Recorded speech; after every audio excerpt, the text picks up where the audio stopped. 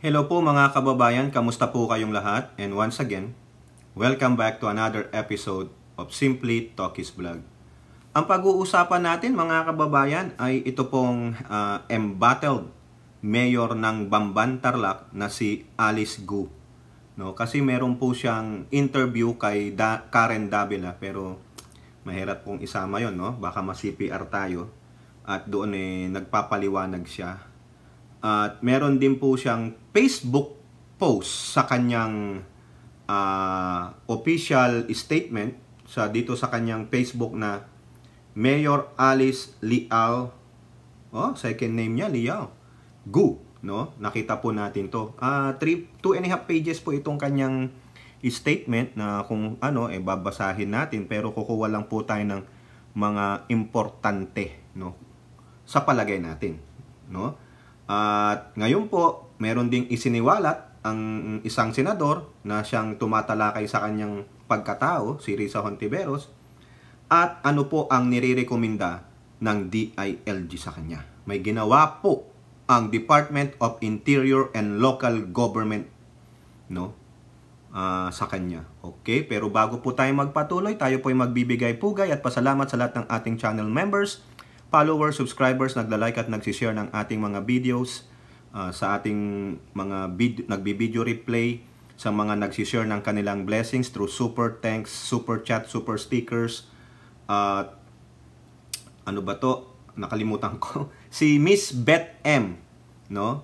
Siya po ay nagpa-super sticker sa atin, yung huling-huli nating video premiere. Maraming salamat po Miss Beth M sa inyong pagtulong at pagsuporta sa ating mumunting channel, no? At nagdala pa po siya ng kanyang mga kasamahan sa kanilang grupong PBBM, tama. Ang meaning po ng PBBM nila ay Friends for President Bongbong Marcos. Ay maraming salamat naman po, at ako'y tinuturing ninyong friends ninyo at sumusuporta sa Pangulong Bongbong Marcos, no? Sana masuklian natin kayo ng magandang mga content, no? As long as na mabuti po ang ginagawa ng ating administrasyon, no? Ako po ay supporter ng administrasyon. Tayo mag-shoutout sa ating mga regular diyan sa ating chat box at comment sa ating videos or video premiere. Si Ate Marie Cris Hernandez, si Elora Lee, si Kai na super helpful, no? Napakabait niyan. Sa grupo nila na palagi pala tayong pinanonood sa big screen nila tuwing lunch break. Tawa kayo ng tawa. Nanlalaki na yung mata ko sa inyo. Pinagtatawanan nyo ako, ha? Shout out and salute sa inyo ng mga West Philippine Sea Defenders. Kay Tita Aurora. Tita Aurora, yung aking piggy bank dyan, laki-lakihan mo na, ha? Malapit-lapit na akong uuwi. Sana mapuntahan kita dyan sa Palawan. Lalangoy tayo dun sa Ayungin. Kaming dalawa lang ni Tita Aurora, ha? I-holding hands ko si Tita Aurora. Halika na dito, Tita. Tulungan mo ako lumangoy. Di ako marunong lumangoy. Yung pala, kaya pala hinolding hands si Tita Aurora. Hindi pala marunong lumangoy. Isisave pa. Walang iyang bata ito. Joke lang po, joke lang. Para naman tumawa ka dyan, Tita. Alam ko, busy-busy ka sa palengke. Hindi ba? Okay. Kay Aichang, kay Miyu, Kaluyal Wanobet, Kaluyal Senchang, kay Milestan, kay Beth M, I forgot his name, Alex Andrade, kay Suset Ballesteros, yung bago nating subscriber. Member po siya ng Friends for PBBM, kasama si Priscilla. Nandyan din, shout out natin si Mami B, Mami Peng, Ate Mighty Baisa, si Maritel T, Rebecca Lagmay, Lorna Rafael, Ninita Umali, Nilda Arceo, Carclea, Ilocana Kana, no? Si Hattori, nandyan si Malditang Lola, Mami Lou Parker, Jean Jagers, Virgie Pamposa, Simply Me Jenny, Honesto. Nandito po sa aking ang haba Pasensya na kung haba ito, ha? Honesto Pantalia, Lozana Nerpio, Ludi Pamilar, si Berna Villaperte, Marilyn Dapeña, Girlis Mascarenas, recommendation ni ni Kaluyal Wanabet, super supporter din natin yan. Yung mga taga-Japan, mga super supporter, no? Kayo, bahala na po ang Diyos ang magpala sa inyo. Wala pong maibabalik sa inyo ang inyong kuya, kundi ipagdasal na lang po kayo. Sorry po. Marilu Delpin, Linda Lim, and Arcila and Siko family from Toronto, Canada. Okay, sa lahat ng OFW, shout out po at patuloy po nating ipagdasal, i-include sa inyong prayer ang ating Pangulong Marcos at ang First Family. Okay? So dito mga kababayan, puntahan lang natin itong si Mayor Alice Gu. Tinatawag ko nga itong pretty woman walking down the street. Pretty woman. Sayang ang pagiging pretty nito, no? Hindi naman sa ako ay nagiging sexy ha. Wala pong ano yon, walang insinuation, no? I still, maganda pa rin ang asawa ko dito. Alam ni Carclea yan. Nakita niya ng aking misis. Mas maganda pa rin ang misis ko dito. Walang sinabi ito. Maganda ka nga, wala ka namang appeal, di ba? O ano, Elora? Ganun eh. At nang ganda mo, wala kang dating sa tao. Maganda lang, maputi lang. O meron namang hindi kagandahan, pero ang lakas ng appeal. Ang daming nanliligaw, daming humahabol. O, di ba? O, tingnan nyo si Mayor Go. At balot na balot ng hiwaga ang kanyang pagkatao. Paano mo naman yan magiging crush? Baka i-crush ko siya. Di ba, Carclea? Wag na si Hattori. Walang alam dyan si Hattori. Good boy yan, good boy. Ha? Ito po, yung official statement niya. Ito, ang galing. Alam nyo, nung binabasa ko to, pansinin ninyo. Pansinin ninyo mga kababayan, ha? O, sige, ilakihan ko. Tanggalin ko yung napakagwapo kong mukha dyan sa screen. Tignan ninyo. Ha? Nasa background lang ako magsalita. Ano? Yung pagkakagandang sulat nito, mga kababayan. Sa palagay nyo, siya ang nagsulat niyan. Kung ako yan, itest ko siya. Kung si Morales pinapirma ako, pagagawa ko, I will give you, make me, a 5,000 words yung sulat. Anong tawag doon, Hattori, sa school? Yung parang may isang topic, but write that in your own language. Tingnan nyo, Tagalog na Tagalog.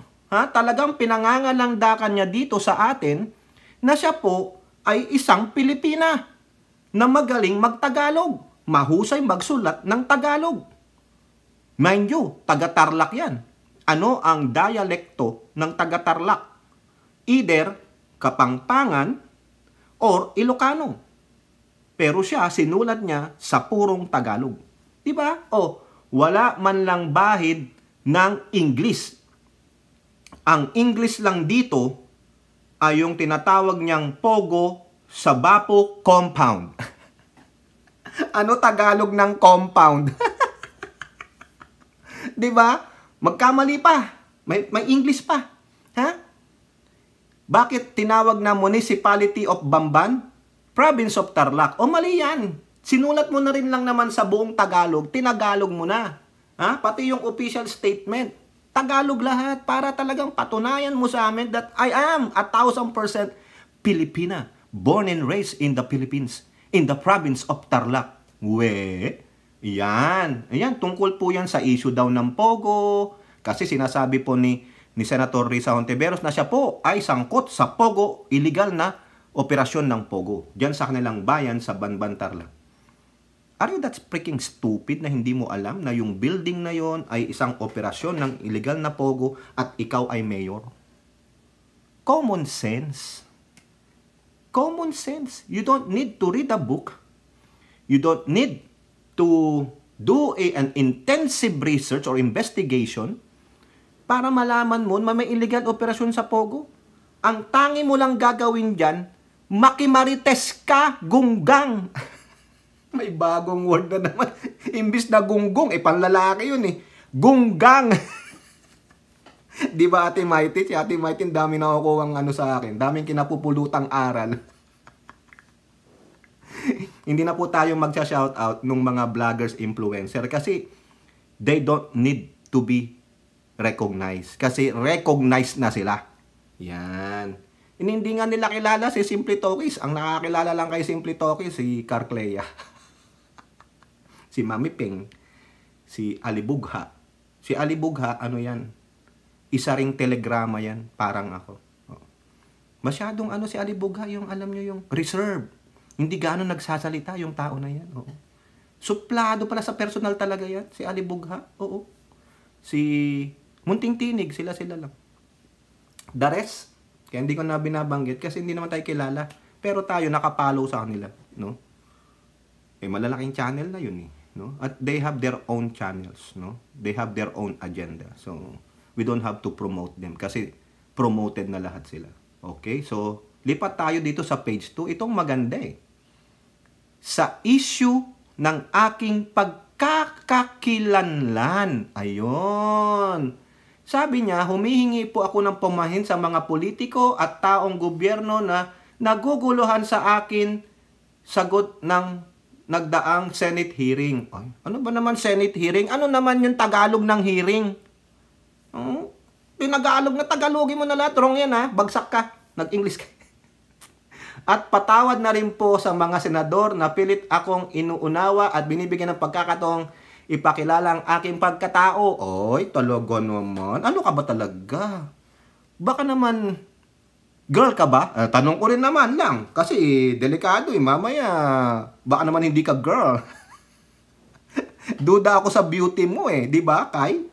Para lang siyang si Salt. Di ba? An agent. A Manchurian candidate. Okay? So, sa mga hindi po nakakaintindi ng Manchurian candidate, it is a term, no, na itinalaga ng foreign country to another country to become their agent in the government of that particular country. Yun. Kumbaga, tinrain nila, binayaran nila, para gawin yung bidding, mag-spy, ganito, parang yung ginagawa. Siguro, maybe, kay Guo, hanggat di rin napapatunayan.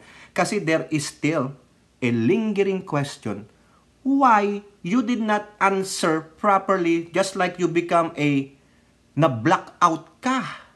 Kasi di pinapaliwanag niya dito eh, sa statement niya eh. Di ba? Makikita niyo, ha? Ang pagkatao kagaya ng magulang, pinag-aralan at iba pang may kaugnayan sa aking identity o pagkakakilanlan. Pero tila po ako ay nabigo, whatever, nabigo. Ito, ang katotohanan po ay halos blanko. Na blanko daw siya. Ang aking isipan tuwing haharap ako sa mga senador na umuungkat sa aking pagkatao at pagkakakilanlan. Na blanko pala siya, mga kaibigan at kababayan. Kayo ba, sa palagay ninyo, naging mayor ka? Dapat may self-confident ka na kasi isa kang public official. No more mahiyain. Alam na alam mo, makihabilo kasi you are a public official. Parang ako.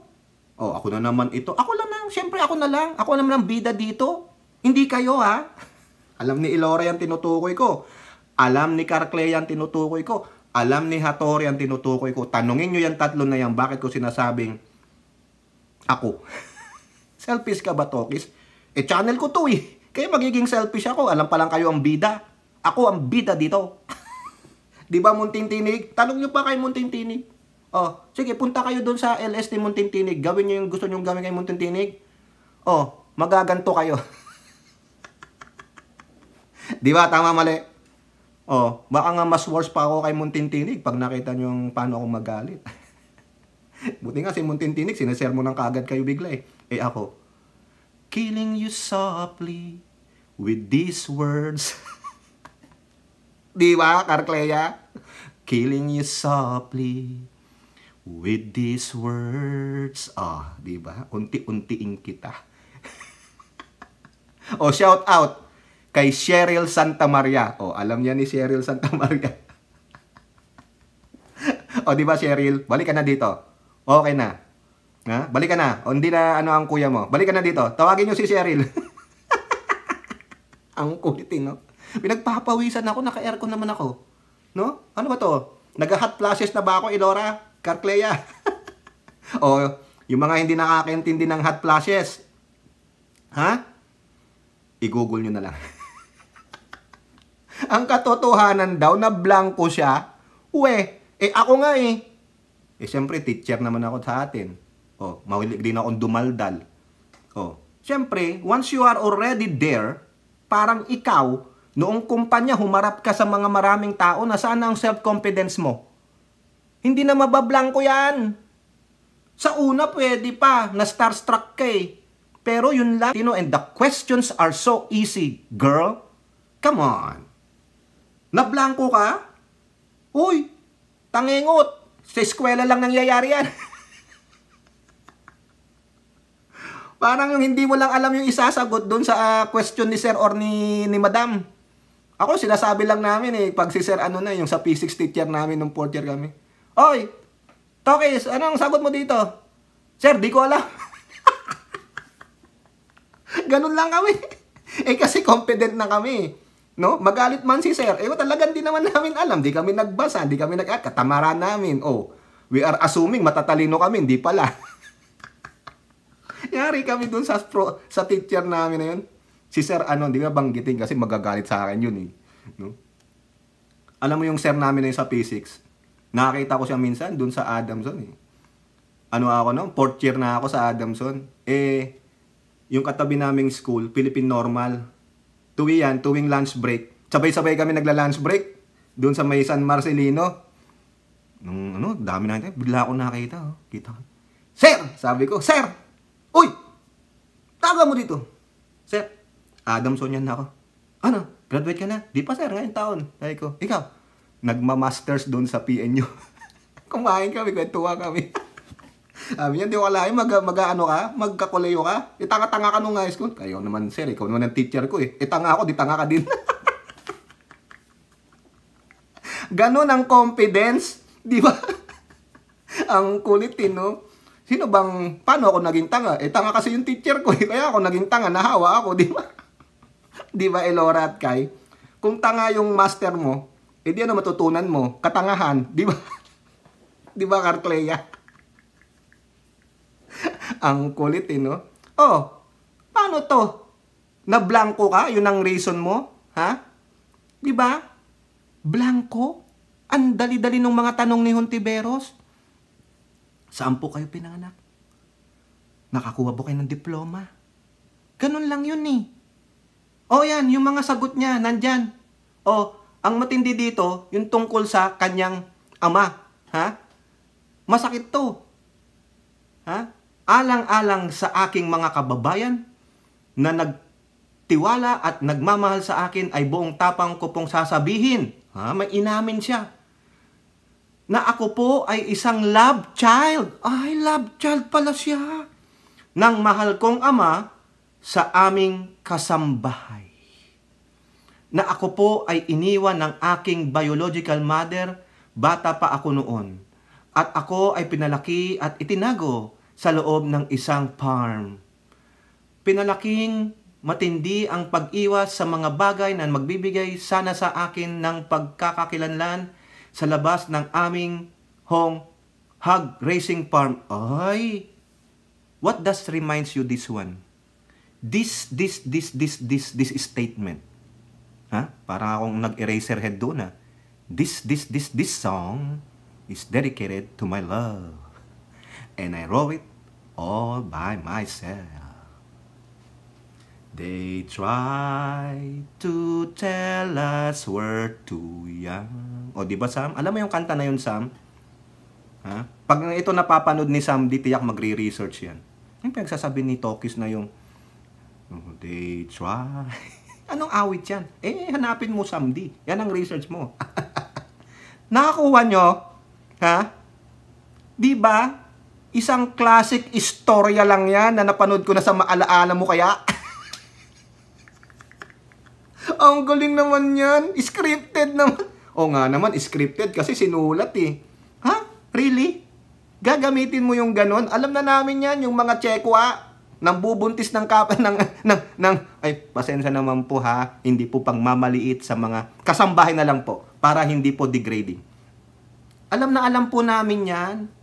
Eh bakit di mo sinabi yan nung una doon? Dahil na blackout ka? Uwe. Hindi yon nasabi sa'yo nung trainer mo. Itinago daw siya sa hog farm. Really? Kailan mo na isaliwalat yan? Ha? Ha? Really? Maski na hindi mo na itago yan ngayon, alam na yan, it's the new normal. Ika nga nila, orange is the new black. Come on! Diba? Nakakapraning ka naman. Pretty woman. Sayang ang pagka-pretty mo. Brainless. Di ba, Tori? Di ba? Sabi nga nila, Carclea. So you're bland. Blondie daw siya. And, di ba, Carclea, pag ikaw ay blonde, ano? Pasensya naman, That's why I learned when I stayed longer in this country. Tawa na naman tayo ng tawa, may magagalit na naman dyan. Ha? Iyan po ang mga dahilan na halos wala akong matandaang karanasan na nagmula sa isang normal na kamusmusan. Ate Charo,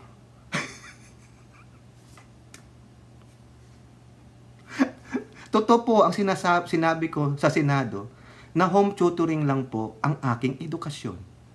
Na wala akong papel o diploma ng isang formal na edukasyon.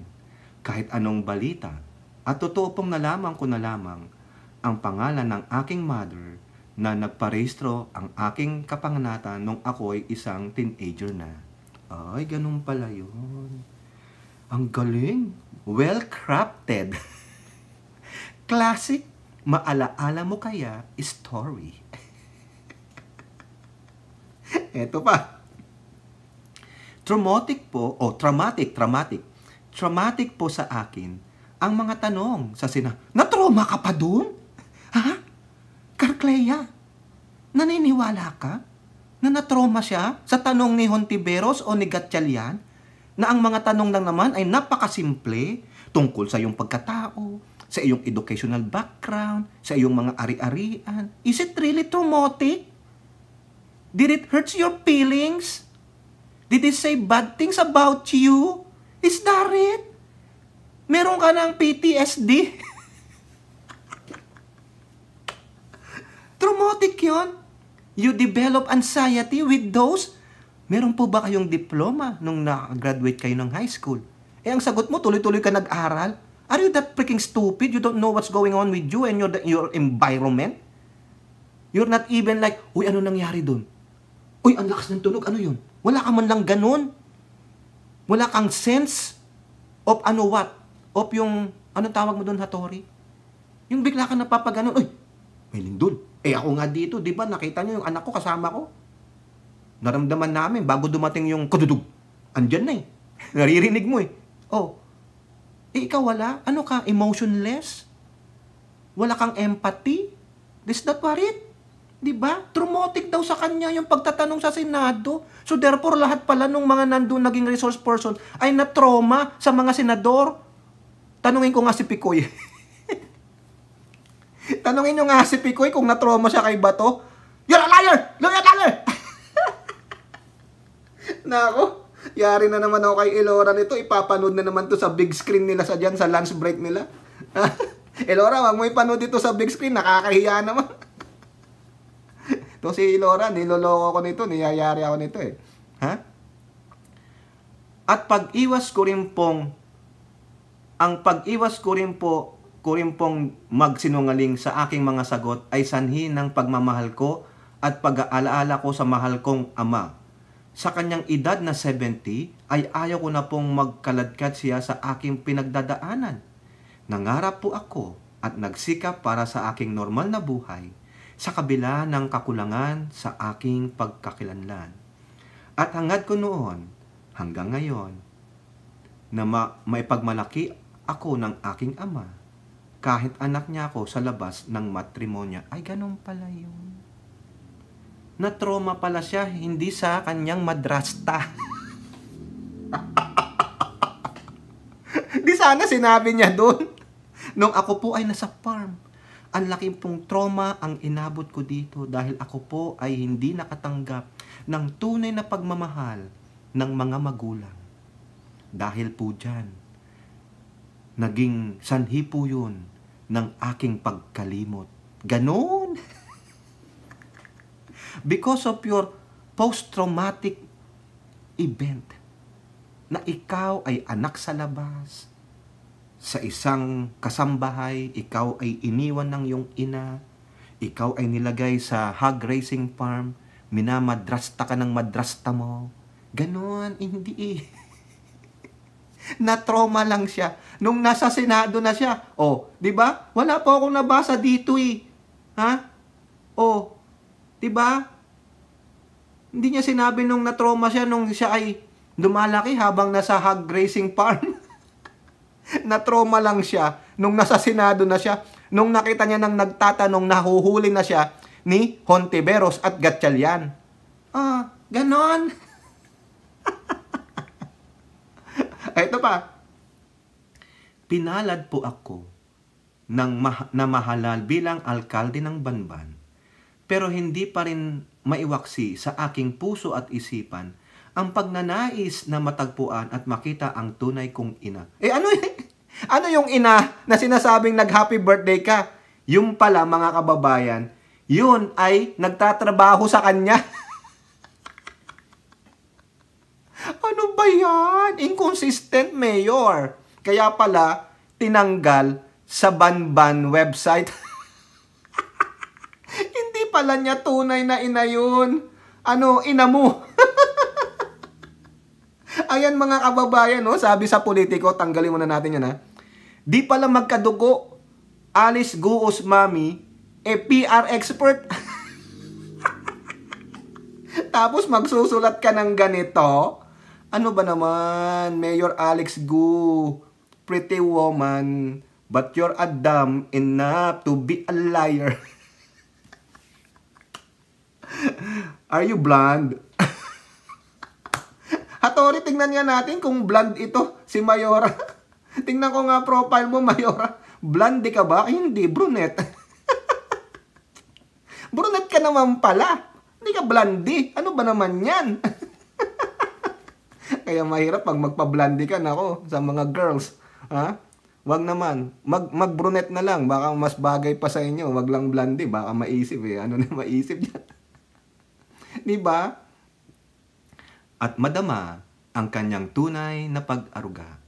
Dahilan upang pinagsumikapan kong hindi mabunyag sa kahit saan mang usapan ang kanyang ginawang pag-abandona sa akin. Lalo na po sa Senado na nakatuon ang mga mata ng buong bayan.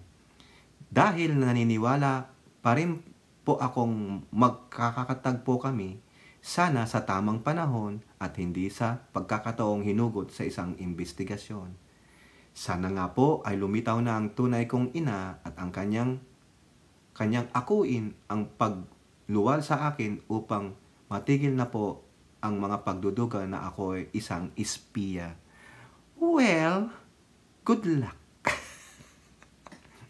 Ang hindi pagiging perpekto ng aking pagkakilanlan ang siya ring dahilan kung bakit sa edad na 38, bakit ka naglabas ng edad mo? Diba sabi nga nila, Carclea, the lady doesn't tell her age. Ay, pinili ko na hindi na mag-asawa. Ay! Uy! Hatori! Wala daw asawa. Eh baka asawa na.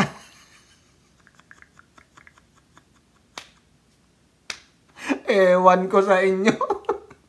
At sa halip ay itinuon na lamang ang aking panahon at ang mga biyayang pinagkaloob ng Diyos sa pagtulong sa kapwa. Higit sa lahat ay sa aking mga kababayan sa Banban na nagtiwala sa aking katapatan at kakayahan bilang ordinaryo at simple nilang lingkod bayan. Ayan.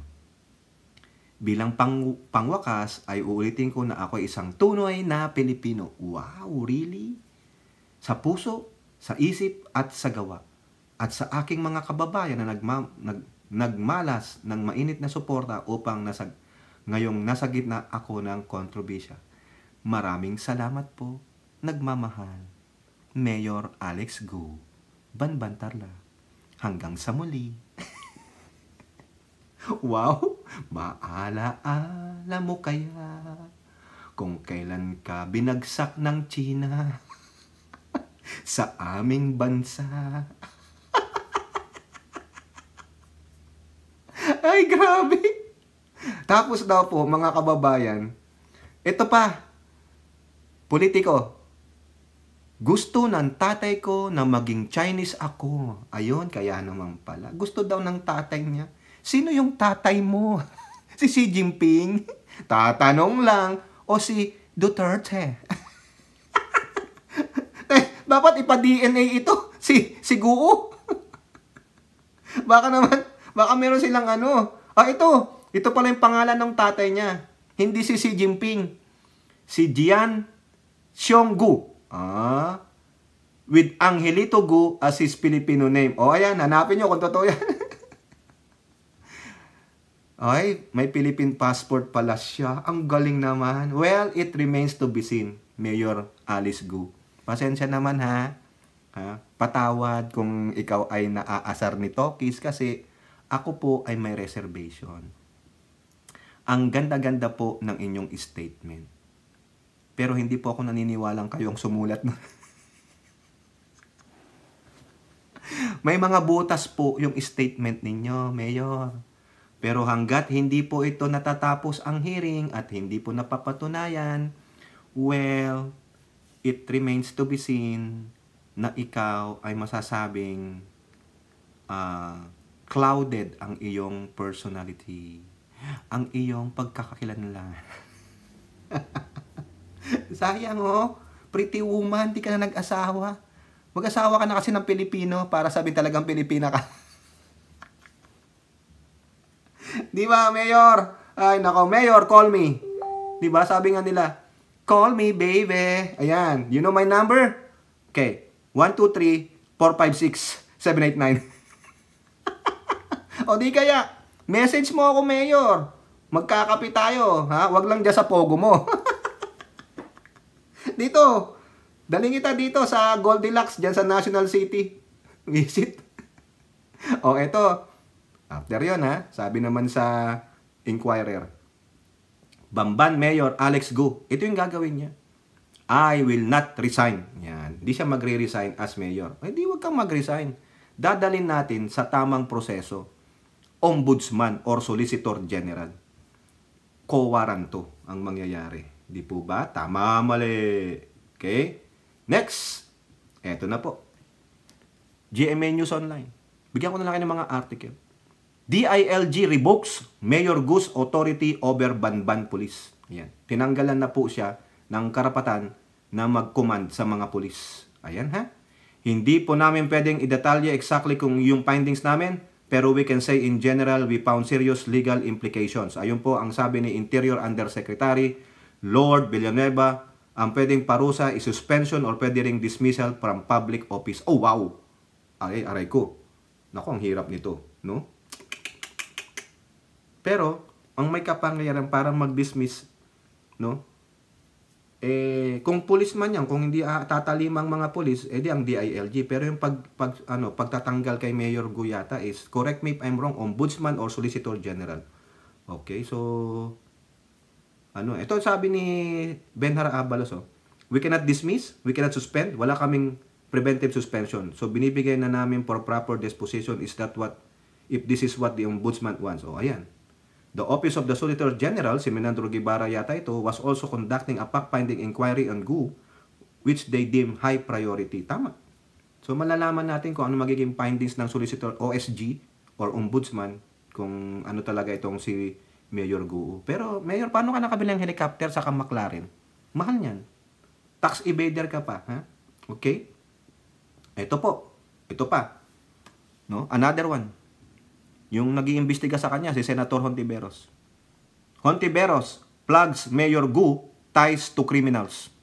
Balita ng Manila Bulletin. Diba? Sakit niyan. Senator Risa Hontiveros on Tuesday disclosed that Banban Tarlac Mayor Alex Gu has ties with criminals and are even fellow incorporators of her company, Bapuland Development Incorporated. In Bapu's 2019 SEC documents, Hontiveros pointed out that incorporation include Mayor Gu, Filipino National Rachel Joan Malonzo Carrion, Cyprian National Jing Wang, Chinese National Zhang Ruin, and Dominican National Baying Lin. Puro mga inchik naman, pero iba-ibang nationality Grabe According to Hentuberos, Sang was convicted last month for being linked to the reported largest money laundering in Singapore, while the Dominican national Ba Ying Lin also faces charges.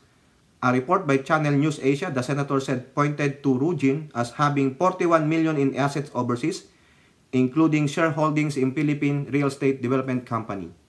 Ang daming red flag ni Mayor Alice Go. Wala na ngang maayos na record sa Pilipinas, may mga connection pa kami tuloy, pa sa mga kriminal. Ayun, patay na. How do you explain this, Mayor Go? Is this why she is able to afford her lavish lifestyle? Galing ba sa mga kriminal at pugante ang pambili niya ng chopper at mga luxury cars? Correct. Hindi mo nga in-explain yun Mayor Go, doon sa iyong statement. Kaya mahirap ito, no? Ang dami pang sinabi dito ni Hontiveros pero di na natin sasabihin. So sinasabi niya that Mayor Go has ties to criminals. O nga, magtataka kayo. Siguro kung hog racing farm lang yun, ang laki sigurong kinikita niya para makabili ka ng mga mamahaling sasakyan. McLaren, helicopter, ano pa, baka may private jet ka pa dyan. Baka puro ang mga handbags mo ay Hermes. Ang sa akin, herpes. Di ba? Si Carclea, ano bag niya? Coach lang ang bag ni Carclea yaman-yaman niya si Carclea, pero tingnan niyo ang bag niya, Coach. Mumurahin. Michael Kors, mumurahin. Hindi po yung tulad ng mga tagli 5,000 yung bag ni Carclea. Paano mo nasabi? Alam mo naman si Carclea kuripot din yan. Di ba? Binibiro lang natin si Lola Carclea. Alam nyo naman, friend natin yan. No? Okay? So, very fishy, no? Sa akin, no? Hanggat hindi napapatunayan na talagang wala siyang kinalaman sa ganyan, no? At totoong Pilipina nga siya na siya ay biktima lamang ng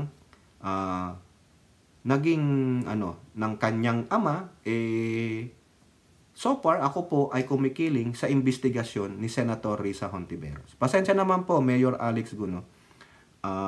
I don't find it credible yung ginawa mong statement because napanood ko na po yan sa maalaala mo kaya. There are so many of those stories. No? Alam niyo yung pocketbook? Pocketbook stories, di ba, Ai-chan? Kayo, maniniwala ba kayo dyan? Ang sarap siguro no? May McLaren ka. Kung ako yun, party all night. Di ba, Hattori? Party all night tayo. Punta tayo Vegas. Doon tayo, markila ng penthouse. Diyan sa may bagong hotel ngayon sa Vegas, yung Fountain Blue. Sarap doon, no? Party tayo doon, no? You want some more wine or whatever drinks you have? Tangina, meron ka pang DJ, no? Party. Para tayong mga teenager ulit. Saga po, pang lang ano ba yun? Hard Rock. Yung Sam's Pizza House, no? Ano pa ba yun? Hot City. Si Alibuga, alam niya yung mga yan Nakalimutan ko na yung ibang mga club Club ang tawag namin.